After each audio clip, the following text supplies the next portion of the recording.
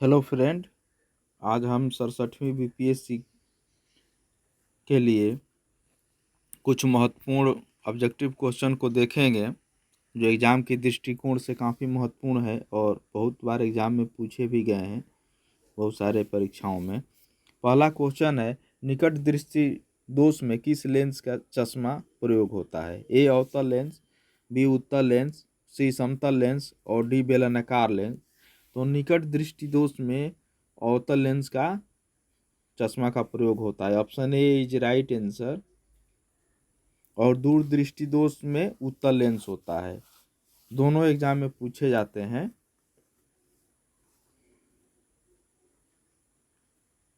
Next है, विद्युत का सबसे अच्छा सुचालक क्या है? ए चांदी, बी तांबा, सी पीतल और डी जस्ता। तो विद्युत का जो सबसे अच्छा सुचालक होता है वो चांदी होता है। ऑप्शन ए राइट आंसर है। बी, वायुमंडल गर्म होता है।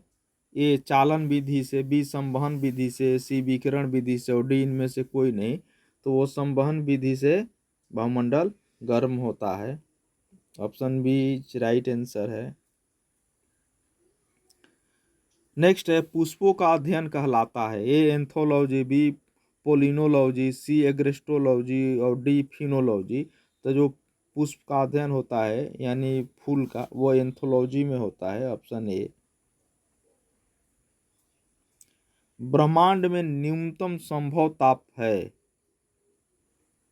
ए -300 डिग्री, बी -273 डिग्री, सी 0 डिग्री सेंटीग्रेड और डी 1 डिग्री सेंटीग्रेड।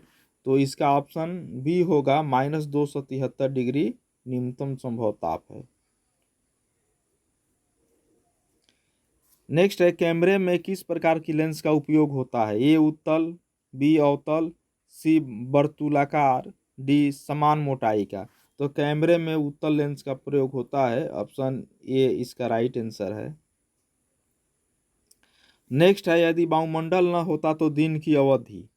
ए है कम हो जाती, बी में है बढ़ जाती, सी कोई परिवर्तन नहीं, डी लगभग आधी हो जाती। तो वायुमंडल नहीं होने पर दिन की अवधि कम हो जाएगी। ऑप्शन ए इसका राइट आंसर है।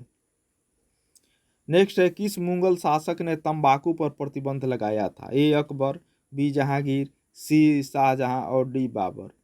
तो जहांगीर ने तंबाकू पर प्रतिबंध लगाया था। Option B is right answer है। और भारत में तंबाकू पुर्तगाली लोग लेकर आए।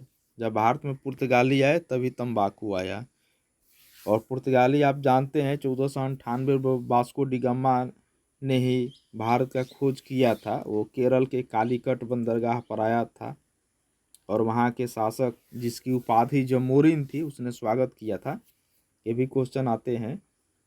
नेक्स्ट है, गंगा नदी किस स्थान के निकट बिहार के मैदान में प्रवेश करती है? ए आरा, बी में है बक्सर, सी में है भभुआ और डी में है चौसा। तो गंगा नदी चौसा के निकट बिहार के मैदानी भाग में प्रवेश करती है। उसके पहले उत्तर प्रदेश में बहती है। और ये चौसा इसलिए भी प्रसिद्ध है कि 1539 में हिमाऊ और शेर शाह के बीच में चौसा का युद्ध हुआ था।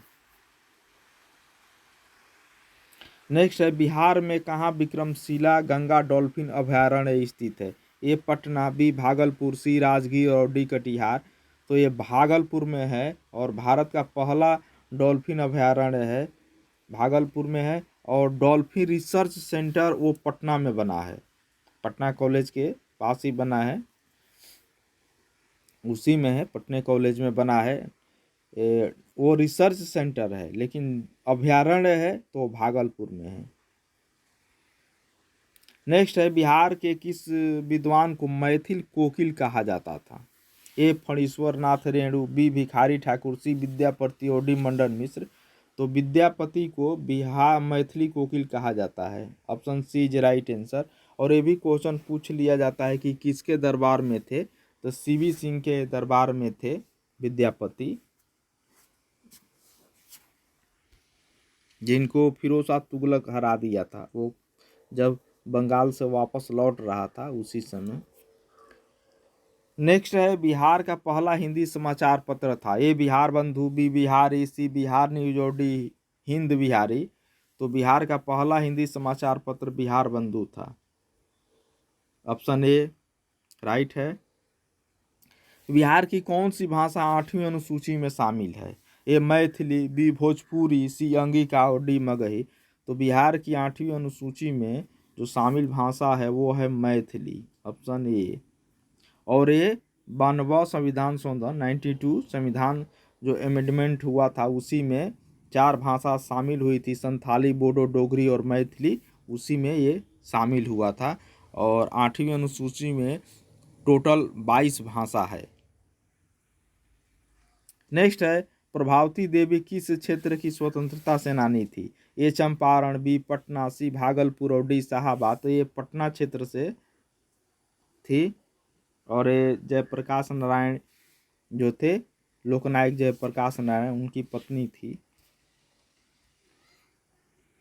नेक्स्ट है, संविधान के किस अनुच्छेद के अंतर्गत भारत के राष्ट्रपति को अध्यादेश जारी करने की शक्ति प्रदत्त है?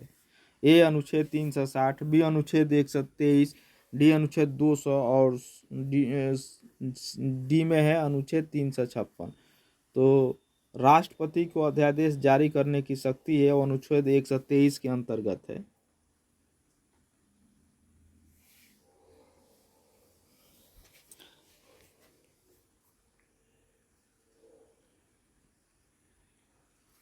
लोकहितवाद मुकदमे की संकल्पना का उद्गम देश है, मैंने किस देश से इसकी शुरुआत हुई? ये Australia, B Bharat, C America और डी इंग्लैंड। तो ये इसकी जो शुरुआत हुई लोकहितवाद का वो हुआ यूएसए यानी अमेरिका से इसकी शुरुआत हुई, option C is right answer.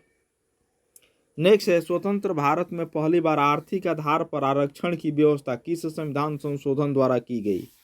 ये बहुत इंपॉर्टेंट क्वेश्चन लग रहा है। ए 102वां संविधान संशोधन, बी में है 103, सी में है 104 संविधान संशोधन, डी में है 105 संविधान संशोधन। तो ये होगा ऑप्शन बी 103 संविधान संशोधन। ईडब्ल्यूएस को जो आरक्षण दिया गया उसी से है। अभी तक 105 संविधान संशोधन हो चुका है और 105वां जो संविधान संशोधन था अगर उसका विधेयक पूछ दिया जाए तो 127वां वो विधेयक था, और जिसको सहकारिता मंत्री इसको वीरेंद्र कुमार ने उसको पेश किया था। वैसे उतना नहीं डीप पूछता है। नेक्स्ट है, शांता कुमार समिति का संबंध है? ए केंद्र राज्य संबंध से, बी बैंकिंग सुधार से, सी न्यूनतम समर्थन मूल्य से और डी चुनाव सुधार से। तो शांता कुमार समिति का संबंध एमएसपी से है, न्यूनतम समर्थन मूल्य से है, option C is right answer. केंद्र राज्य संबंध से सरकारी आयोग खूब पूछा जाता है। बैंकिंग से नरसिम्हम कमेटी ये भी पूछा जाता है। चुनाव सुधार से तो दिनेश गोस्वामी समिति, कई समिति बनी थी। नेक्स्ट, न्यूनतम समर्थन मूल्य पहली बार किस फसल पर दिया गया था? ए चावल, बी गेहूं, सी दलहन और डी मोटे अनाज। तो न्यूनतम समर्थन मूल्य एमएसपी सबसे पहले गेहूं पर दी गई थी। वर्तमान में मौलिक कर्तव्यों की संख्या कितनी है? ए 10 है, बी में 11 है, सी 12 और डी 18। तो मौलिक कर्तव्य की संख्या 11 है और मौलिक कर्तव्य पहले नहीं था हमारे संविधान में। फिर 42वां संविधान संशोधन 1976 में सरदार स्वर्ण सिंह समिति के सिफारिश पर इसको जोड़ा गया। यूएसएसआर यानी सोवियत संघ के संविधान से, रूस से इसको लिया गया है। और आर्टिकल 51 का ये में है और पहले 10 ही था, बाद में 86वां संविधान संशोधन द्वारा जो पेरेंट्स या जो भी गार्जियन है उनको बच्चे को पढ़ाने का जो वो मौलिक कर्तव्य में शामिल कर दिया गया। संविधान संशोधन की प्रक्रिया संविधान के किस भाग में है? ए 19 में, बी 20, सी 22 और डी 15। तो संविधान संशोधन की प्रक्रिया भाग 20 में है। और ये संविधान संशोधन की जो प्रक्रिया है ये दक्षिण अफ्रीका के संविधान से लिया गया है और इसके लिए जो अनुच्छेद है वो 368 अनुच्छेद है, ये भी पूछा जाता है। नेक्स्ट है, कि संविधान संशोधन द्वारा संपत्ति के अधिकार को मौलिक अधिकार से हटाकर विधिक अधिकार बना दिया गया? ये 42वां संविधान संशोधन, बी में है 44वां संविधान संशोधन, सी में 61वां संविधान संशोधन और डी में है 52वां संविधान संशोधन। तो ये किया गया था, ये 44वां संविधान संशोधन जो 1978 में हुआ था उसी में। अब ये संपत्ति के अधिकार को मौलिक अधिकार से हटा दिया गया, अब एक लीगल राइट है यानी विधि अधिकार है, और आर्टिकल 300 में इसको शामिल कर दिया गया था। अब 42वां संविधान संशोधन, इसमें बहुत सारा सुधार हुआ था, इसीलिए इसको लघु संविधान भी कहा जाता है। जैसे मौलिक कर्तव्य आए थे। और 61वां संविधान संशोधन में जो मतदाता की उम्र है वो 21 से घटाकर 18 की कर दिए गए था, ये 89 में हुआ था। और 52वां संविधान संशोधन दल बदल से संबंधित है, ये आप लोग जानते ही होंगे। नेक्स्ट है दोदा बेटा चोटी स्थित है, ए अन्नामलाई की पहाड़ी में, बी नीलगिरी की पहाड़ी में, सी विंध्याचल श्रेणी में और डी सतपुड़ा में। तो दोदा बेटा ये नीलगिरी की सबसे ऊंची चोटी है, नीलगिरी पहाड़ी में है, ऑप्शन बी। और पूछ देगा दक्षिण भारत की सबसे ऊंची चोटी, तो अन्नामलाई है। और एक क्वेश्चन और खूब पूछा जाता है कि पूर्वी घाट और पश्चिमी घाट का मिलन स्थल, तो वो नीलगिरी पहाड़ी को ही कहते हैं। और नीलगिरी पहाड़ी पर ही ऊटी जो पर्वतीय पर्यटक स्थल है वो भी स्थित है। और नीलगिरी पहाड़ी पर टोडा जनजाति निवास करती है, ये भी क्वेश्चन पूछा जाता है। नेक्स्ट है भारत का सर्वाधिक आबादी वाला द्वीप है, ए माजुली, बी अंडमान, सी लक्षद्वीप और डी सालसेट। तो इसका जो राइट आंसर होगा वो होगा सालसेट द्वीप, क्योंकि सालसेट द्वीप पर ही मुंबई बसा है, मुंबई जो शहर बसा है वो सालसेट द्वीप पर बसा है, इसीलिए सर्वाधिक आबादी वाला द्वीप हो जाता है। नेक्स्ट है हिमालय के किस भाग पर कोरवा भू आकृति पाई जाती है, ए उत्तर पूर्वी हिमालय, बी पूर्वी हिमालय, सी उत्तराखंड हिमालय और डी कश्मीर। तो ये कोरवा भू आकृति जो मिलती है वो कश्मीर हिमालय में मिलती है।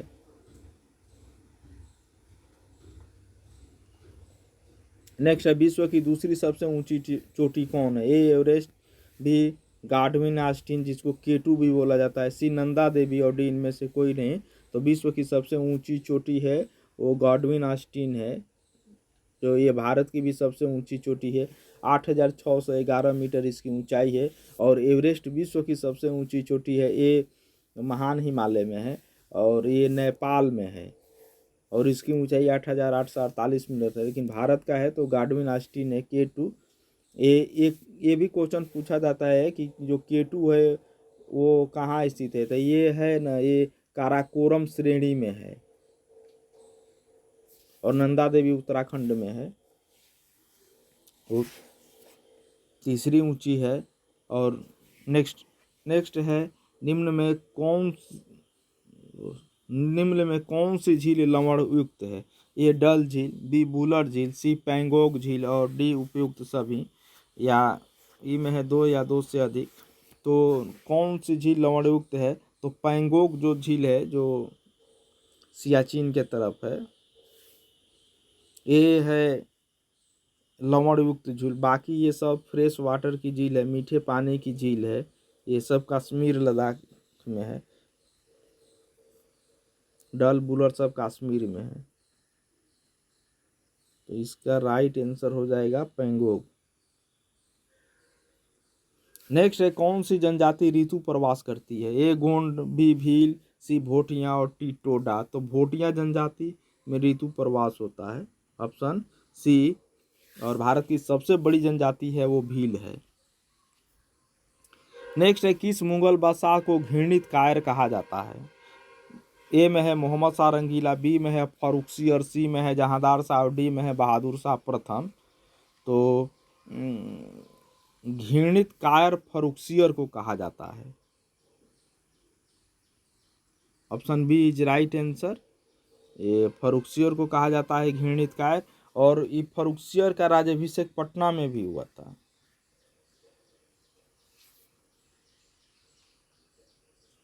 नेक्स्ट है शिवाजी के शासनकाल में आय का मुख्य स्रोत क्या था, ए जजियां, बी चौथ, सी मोकाश और डी सरदेशमुखी। तो शिवाजी के शासनकाल में आय का जो मुख्य स्रोत था वो होता था चौथ, सरदेशी भी होता था लेकिन चौथ सबसे मुख्य था।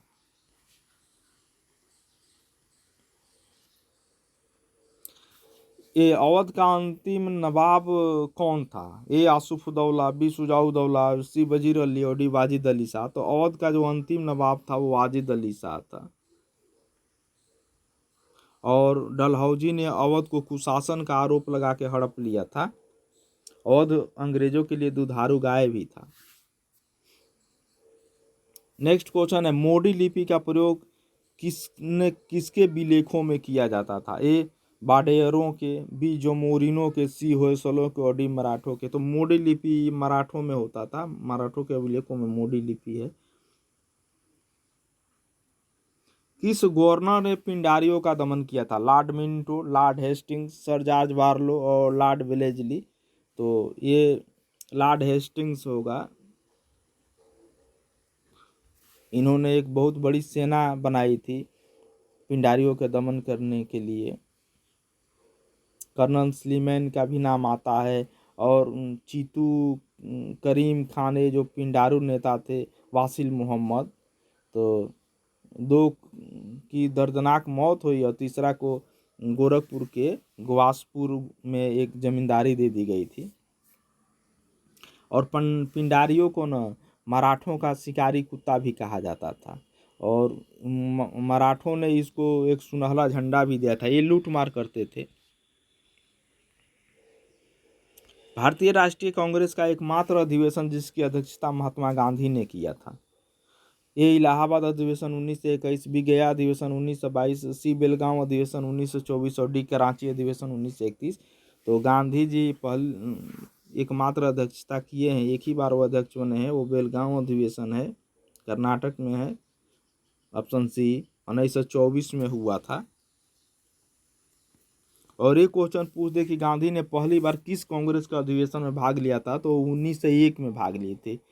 और उसके दानिश वाचा उसके अध्यक्ष थे। कलकत्ता में यह अधिवेशन हुआ था और गांधी के साथ फिरोज शाह मेहता भी उसमें भाग लिए थे। तो पहला 1901 में गांधी भाग लिए थे और अध्यक्ष एक ही बार बने, एक तो वो बेलगांव अधिवेशन में बने 1924 में। नेक्स्ट है, 1908 में बाल गंगाधर तिलक को जेल हुई थी। ए 5 वर्ष की, बी 6 वर्ष की, सी 7 वर्ष की और डी 8 वर्ष की। तो इनको 6 वर्ष की सजा हुई थी और ये मांडले जेल गए थे, बर्मा जिसको आज म्यांमार कहते हैं, वहाँ मांडले जेल में थे। और वहीं उन्होंने गीता रहस्य पुस्तक भी लिखी थी।